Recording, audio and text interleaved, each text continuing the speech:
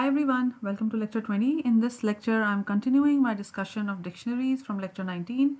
In this video, we'll talk about looping and aliasing in dictionaries. Let's go to Spider and get started. Before we actually begin talking about looping, I wanted to talk a little bit about keys. Keys have certain restrictions when we're deciding what object type should be a key. Key can only be a string, integer, floating point, or a boolean. They cannot be lists, sets, dictionaries. So these cannot be keys. Essentially, keys are anything hashable. Lists, sets, and dictionaries can be updated, right? They can get more values, different values, which is why they cannot be keys. A tuple can be a key though, because once a tuple is created, you cannot update it, you cannot change it. Okay, so with this information, let's get started.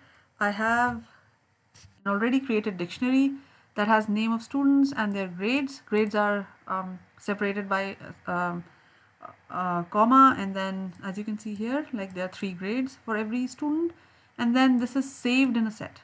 So for every student, there is a set as a value, right? So this is the dictionary grades. Let's go and create it. It's created already.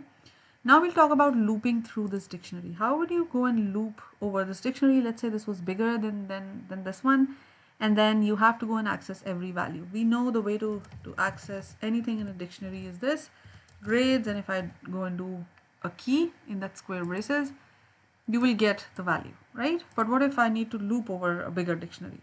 For that, there are certain rules. For example, again, for loop for I in dictionary, which is grades, and then print I. Now by default, this variable that you selected to iterate over a dictionary, which is my grades, would take up keys as the value. Let's say I'm doing a for loop. As you can see, the print I gives me the name of all the keys in my dictionary, right? Now, what if I wanted values? Now that goes back to the way we actually access values. Now the way we access values is name of the dictionary and then the key. Now in this, I'm picking the key using this I as the variable, right? So what is the name of my dictionary? The name of the dictionary is grades, and this is how I can get all the values, right? Let me go and check this. What if I wanted both, right? In this case, I can just do I comma grades and then square brackets I will get both.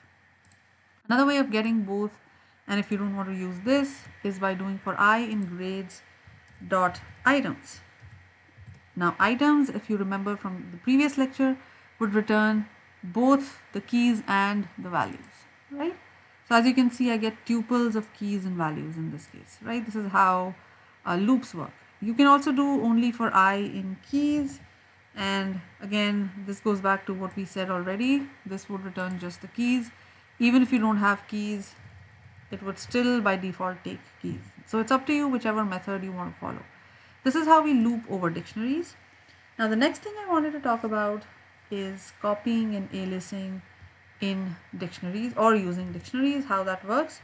Let me create a dictionary called D, the way we created, the way we did in the previous lecture. D equals dict and then parentheses. So this is an empty dictionary. Let me go and add a key value pair. Now we are using keys as integers as keys in this case and strings as values, right? So let's say this is hi. I added, and let's see how D looks like.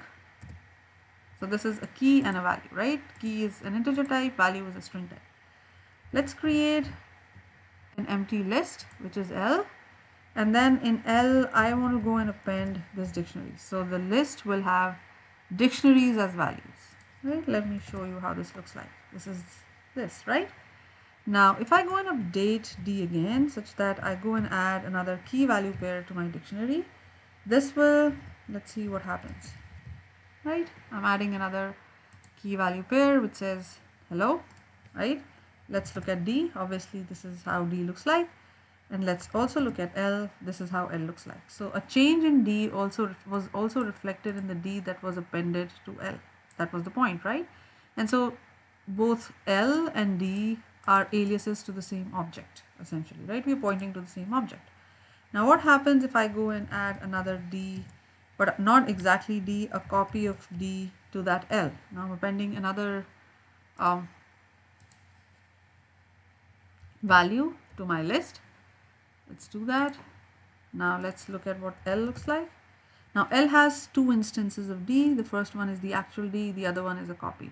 Now I'm going to go and do an update on D again, right? Let me do D15 and notice I can go and update a key value pair, the value that it takes, and it can have another value. For example, let's say this has world. Now D15 was high. This should get updated by this new value. So this goes back to a discussion on sets. Just like sets, keys should be unique in dictionaries as well. And if I go in and provide a new value to a given key, it should hold that latest or that final value, right? That should get updated. So this is what will happen here. Now I updated D. Let's look at D. Yes, it is updated.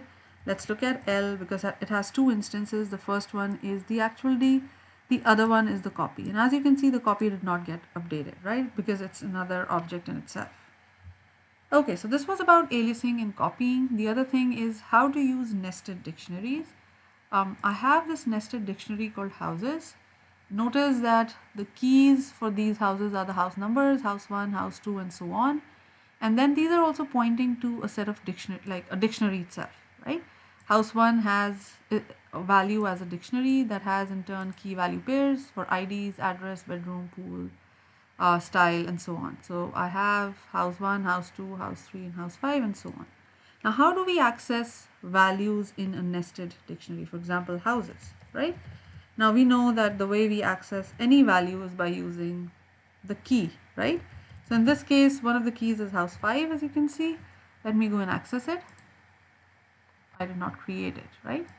So first we need to go and create it, and then let me go and access it, right? So I do get this entire dictionary because that's the value that pertains to house 5.